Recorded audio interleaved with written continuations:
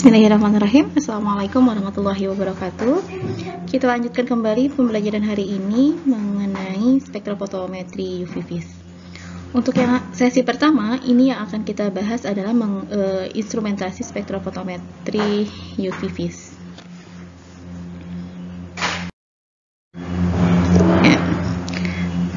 Oke, kita lihat dulu pengertian dari spektrofotometer ya. Jadi kemarin kita semua membedakan antara spektrofotometri dengan spektrofotometer. Adapun untuk spektrofotometer berarti kan ini adalah instrumen yang digunakan untuk mengukurnya ya. Di sini untuk spektrofotometer ini yang akan diukur ini adalah transmitasi atau absorbansi suatu sampel sebagai fungsi dari panjang gelombang. Pada spektrofotometer UV vis ini terdapat dua konfigurasi yang biasa ditemukan. Ya, yang pertama itu ada spektrofotometer single beam atau berkas tunggal dan ada juga yang double beam atau berkas ganda. Ya, perbedaan di keduanya apa? Ya, jadi kalau untuk single beam ini menggunakan satu berkas sinar yang nanti digunakan untuk bergantian mengukur larutan standar ya dan larutan sampel. Jadi tidak langsung sinar itu menuju ke larutan standar dan larutan sampel, tapi satu-satu. Misal standar dulu terus kemudian sampel. Ya. Bedanya kalau double beam atau berkas ganda ini menggunakan dua berkas sinar yang nanti masing-masing sinar ini akan mengukur larutan sampel dan juga larutan standar. Oke, yang pertama kita lihat skema instrumentasi pada spektrofotometer berkas tunggal. Ya, yang pertama ada source atau sumber sinar, kemudian monokromator, ya, sampel, detektor, dan sinyal prosesor. Nah, ini yang membedakan antara berkas tunggal dengan berkas ganda. Jadi pada berkas tunggal tadi sinar ini dia hanya satu arah saja, ya, nanti menyinari sampel dan belangko bergantian. Nah,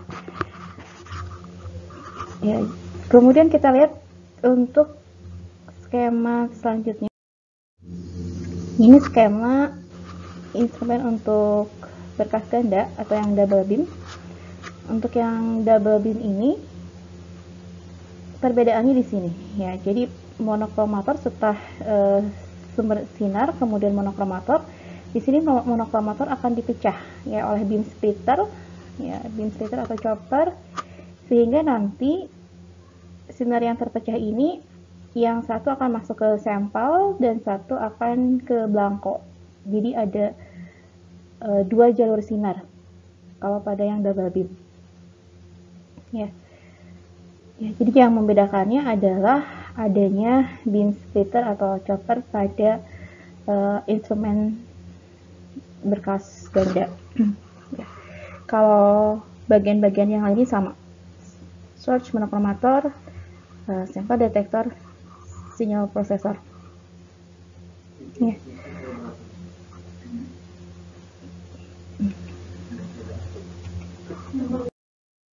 Oke. Selanjutnya kita akan bahas mengenai masing-masing komponen. Ya. Yang pertama tadi sumber sinar. Sumber sinar ini biasanya digunakan lampu sebagai penghasil sinar polikromatis. Ya. Untuk spektrofotometer sinar tampak, sumber emisinya adalah lampu sinar tampak, sedangkan untuk spektrofotometer UV, sumber emisinya adalah lampu sinar UV. Lampu sinar tampak ini, ya, terutama lampu Wolfram juga halogen, ini biasanya memiliki sedikit spektrum UV dekat dan IR dekat. Ya. Lampu UV juga ini biasanya memiliki sedikit spektrum sinar tampak. Jadi biasanya spektrofotometer UV ini kerap kali digabungkan dalam suatu bentuk menjadi spektrofotometer UV visible. Ya. Contoh sumber emisi pada sinar tampak, ya, jadi ini sinar tampak ini nanti akan dihasilkan dari transisi elektron di kulit terluar atom, ion atau molekul, terutama dari transisi elektron N ke pi bintang, ya, pada visible, dan V ke pi bintang, ini pada UV. Ya, ini kemarin transisi elektron sudah kita bahas ya, N ke pi bintang itu terjadinya pada ikatan apa, dan pi ke pi bintang itu terjadi pada ikatan apa contohnya. Nah, foton pada frekuensi sinar tampak ini bisa dideteksi oleh mata dan dapat menghasilkan citra warna. Contohnya yang termasuk ke dalam sumber emisi dari sinar tampak ini adalah lampu halogen dan lampu wolfram.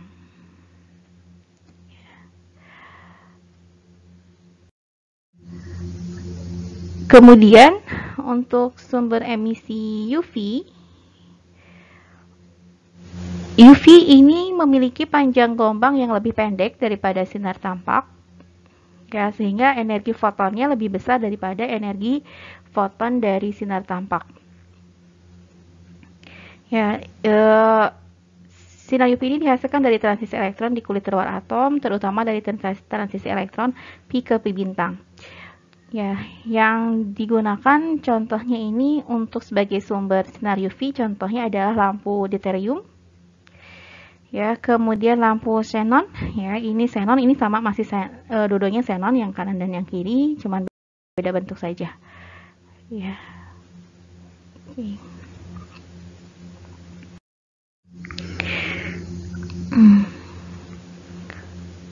Selanjutnya ke bagian monokromator. Filter atau monokromator ini akan menghasilkan sinar yang relatif bisa dianggap sebagai monokromatis. Jadi tadi sinar yang dihasilkan oleh sumber emisi itu masih berupa sinar polikromatis. Ya, kalau sinar polikromatis berarti dia masih memiliki boom panjang gelombang yang spesifik atau tidak hanya memiliki satu panjang gelombang saja. Ya. Nah, pada monokromator ini dia berfungsi untuk menyeleksi sinar dengan panjang gelombang tertentu berdasarkan pada sifat serapan sinar. Ya. Juga pada sifat refraksi sinar dan interferensi gelombang, dan juga berdasarkan perbedaan energi foton. Nah, sinar polikromatis yang ditembakkan pada monokromator ini nanti hasilnya dianggap sebagai sinar yang monokromatis. Ada beberapa jenis monokromator, ya. Jadi monokromator yang pertama ini ada monokromator filter. Ya. Kalau untuk di monokromator filter ini berdasarkan pada prinsip penyerapan sinar yang tidak diperlukan. Jadi seperti filtrasi, ya. Jadi dia hanya meneruskan yang kita inginkan, dan yang tidak kita inginkan itu terfilter. Oke, atau juga ini atau interferensi sinar seperti interferensi baji dan filter Fabry-Perot, nanti kita lihat ada di contoh di berikutnya. Monokromator filter ini biasanya lebih murah tetapi tidak fleksibel. Ya. Satu filter untuk menghasilkan satu lambda tertentu. Jadi satu filter hanya menghasilkan satu lambda tertentu. Ya, terus kemudian untuk filter serapan ini biasanya dibentuk dari gabungan dua atau lebih bahan dalam bentuk kaca atau polimer berwarna. Oke. Ini filter ini biasanya digunakan pada voltmeter, ya, atau spektrofotometer spesifik. Oke, kita harus melihat dulu apa bedanya antara voltmeter dengan spektrofotometer. Nah, coba ada perbedaan sedikit antara voltmeter dengan spektrofotometer. Ya, kalau voltmeter itu nanti dia itu hanya sinarnya itu hanya satu panjang gelombang saja. Tetapi kalau spektrofotometer tadi kita bisa sinarnya sinar polikromatis, kemudian nanti kita bisa menyeleksi panjang gelombang yang kita inginkan. Ya. Jadi kalau yang filter senapan ini lebih cocoknya untuk fotometer atau spektrofotometer spesifik, karena tadi dia hanya akan meneruskan lambda tertentu saja. Selanjutnya ini monokromator dengan filter interferensi atau interferensi baji. Ini dibentuk dari sebuah bahan dielektrik transparan seperti misalnya CaF2 atau MkF2, ya, diapit dua kaca, ya, ketebalan dielektriknya menentukan lambda yang diteruskan, ya. Jadi nanti electric layer ini, ya, ketebalan ini nanti akan menentukan lambda yang akan diteruskannya berapa, ya. Itu kalau bentuknya filter interferensi. Kemudian ada juga monokromator yang berbentuk prisma, ya, seperti teman-teman pernah belajar mengenai prisma mungkin di fisika.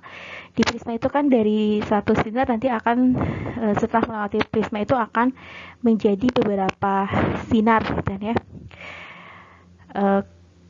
Seperti itu juga monokromator prisma yang ada pada spektrofotometer. Jadi nanti sinar polikromatis yang ditembakkan pada monokromator prisma ini nanti akan mengalami refraksi menjadi beberapa panjang gelombang.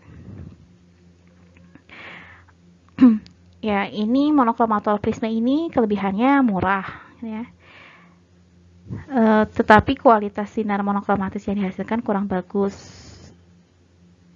Kemudian ini biasanya cocok untuk digunakan untuk spektrofotometer optik molekuler, ya, tapi tidak cocok untuk spektrofotometer optik atomik, ya. Jadi kalau untuk molekuler itu masih bisa digunakan, tapi kalau untuk atomik tidak cocok.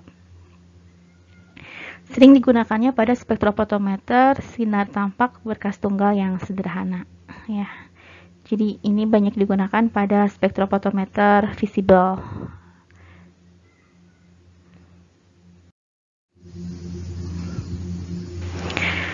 Oke. Nah, yang selanjutnya ini monokromator. Nah, terakhir monokromator yang berbentuk kristal, grating atau kristal. Ini prinsipnya ini ada seperti benda tajam, ya, mata pisau atau ujung jarum yang dikenai sinar, maka nanti akan menyebarkan sinar seolah-olah benda tersebut sumber-sumber sinar yang berukuran kecil, ya. Tapi sebetulnya itu karena dia mengenai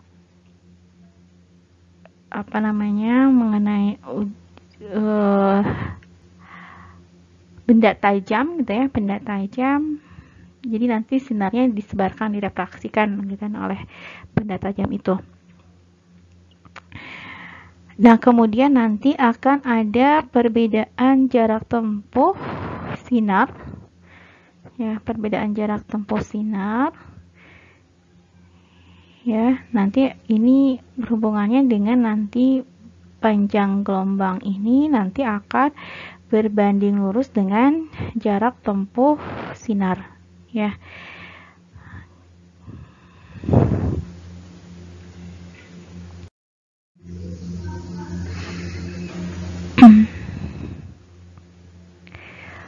Monokromator juga ada yang berbentuk interferometer. Ini menghasilkan sinar monokromatis berdasarkan sifat dari interferensi gelombang.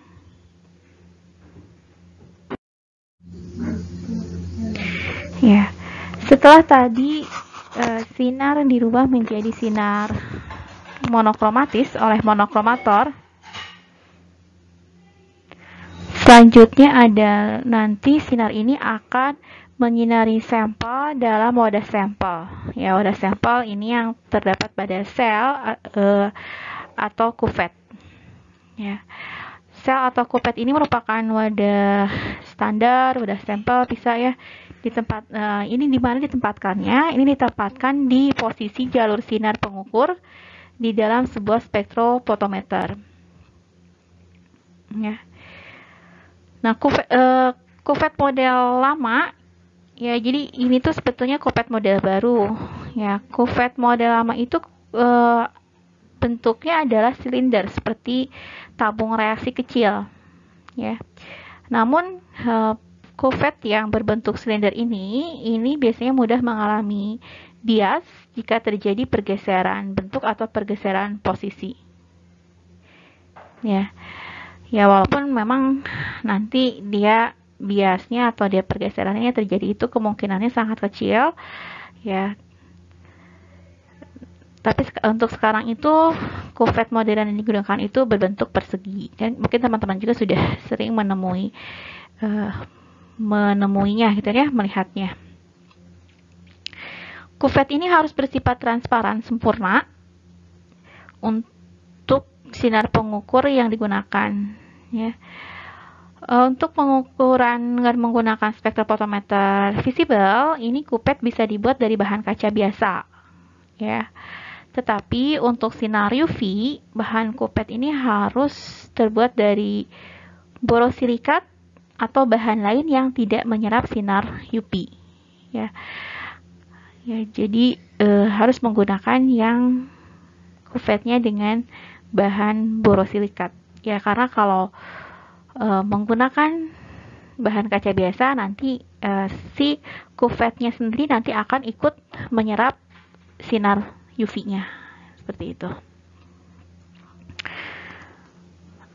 Oke, nah jadi terjadinya penyerapan sinar itu ya berarti di sini, ya kan sampelnya ada di sini kan, sampel nanti mengalami penyerapan sinar, kemudian nanti sinar yang tidak diserap, ya sinar yang tidak diserap oleh larutan, nanti itu yang akan diteruskan pada detektor, ya. Oke, nah detektor yang diinginkan, detektor ini harus memiliki kepekaan yang tinggi dalam daerah spektrumnya, kemudian harus memiliki respon yang linear terhadap daya radiasi, harus memiliki waktu respon yang cepat, dapat digandakan, dan harus memiliki kestabilan yang tinggi.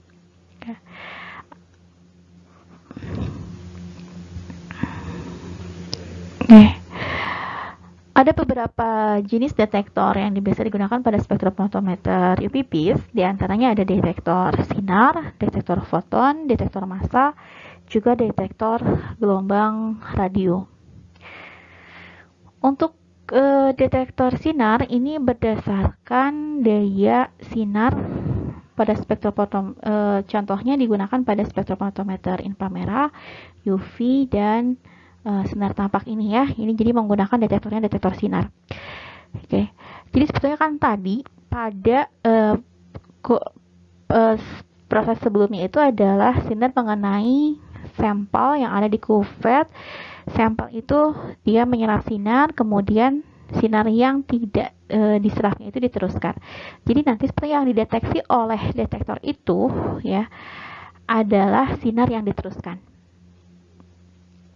Ya, sinar yang diteruskannya ya, jadi yang dideteksinya. Oke, ya jadi yang biasa digunakan pada spektrofotometer UV-Vis ini adalah detektor sinar. Adapun detektor-detektor yang lain seperti misalnya detektor foton, detektor massa, detektor gelombang radio, ini bisa juga biasa digunakan pada spektrofotometer yang lain. Misalnya detektor foton itu yang digunakan pada spektrofotometer sinar X, kemudian pada spektrofotometer massa ini digunakan detektor massa, kemudian pada NMR itu digunakan detektor gelombang radio. Jadi kalau pada spektrofotometer UV-Vis ini yang biasa digunakan adalah detektornya berupa detektor sinar.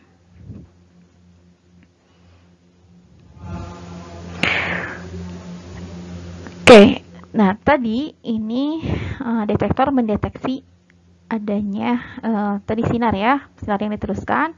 Kemudian sinar ini tidak langsung diolah ya, tetapi harus melewati dulu sinyal prosesor. Ya. Pada sinyal prosesor ini diantaranya akan terjadi penguatan sinyal. Ya, penguatan sinyal. Di penguatan sinyal ini, di processing sinyal ini terdapat preamplifier dan amplifier. Ya, ini yang berfungsi untuk menguatkan daya. Ya. Jadi umumnya sistem pengolahan sinyal analitik ini tidak diperlukan keluaran yang tinggi, tetapi harus stabil, gitu kan?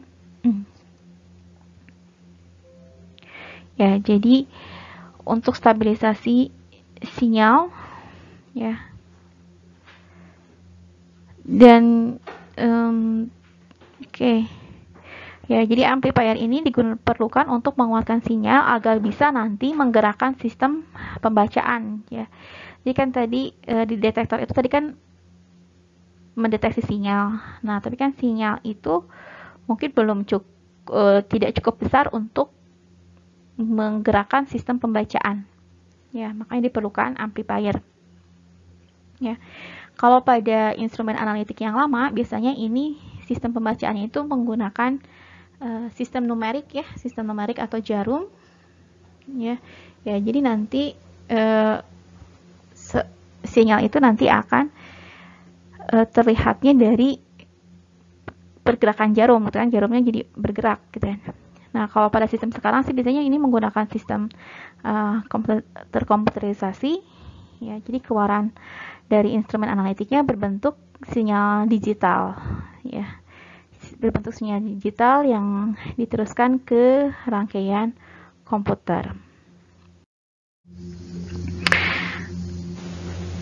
Oke, nah ini tadi bagian yang tidak kita temui pada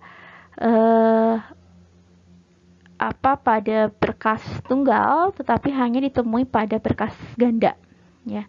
Ini adalah bagiannya dinamakan dengan beam splitter atau chopper juga ada.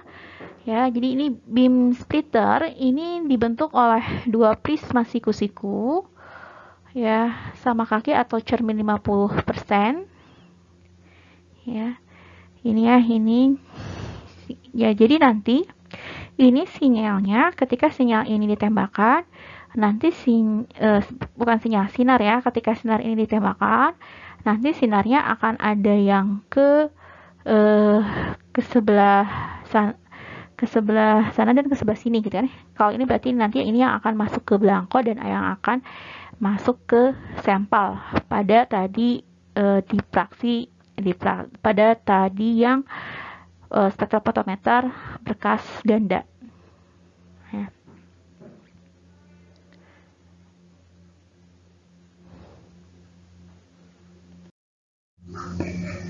Bentuk lain yang digunakan sebagai pemecah sinar ini adalah chopper. Ya, chopper ini berbentuk cermin atau cerah berputar, ya, yang nanti akan membagi sinar menjadi dua. Salah satunya nanti akan melewati belangko dan salah satunya akan melewati sampel. Ya, kalau tadi kan beam splitter itu menggunakan prisma, ya. Kalau chopper ini menggunakan cermin berputar.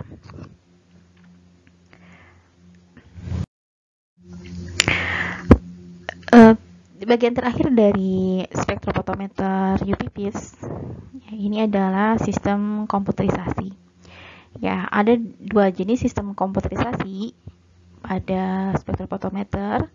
Ada yang berupa interaksi pasif, ada juga yang berupa interaksi aktif. Nah, bedanya kalau pada interaksi pasif, komputer ini hanya digunakan untuk penanganan data aja, seperti memproses, menyimpan, mencari, menampilkan. Namun kalau sistem komputerisasinya interaksi aktif, ya, ini output dari komputer juga ini dapat mengontrol langkah-langkah pengoperasian instrumen. Contohnya pada spektrofotometernya, jadi nanti di komputer juga nanti ini berfungsi untuk misalnya memilih panjang gelombang, menghidupkan, mengatur intensitas sinar, mengatur jumlahnya sampel. Itu berarti komputerisasinya interaksi aktif.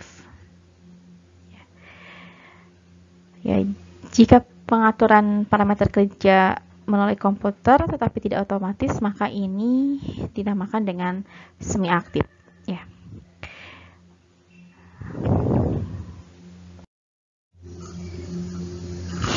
Mungkin itu saja ya untuk pembahasan mengenai instrumentasi spektrofotometer UV-Vis. Untuk spektrofotometer UV-Vis ini, bagian yang kedua kita akan lanjutkan dengan aplikasi spektrofotometer UV-Vis. Terima kasih. Assalamualaikum warahmatullahi wabarakatuh.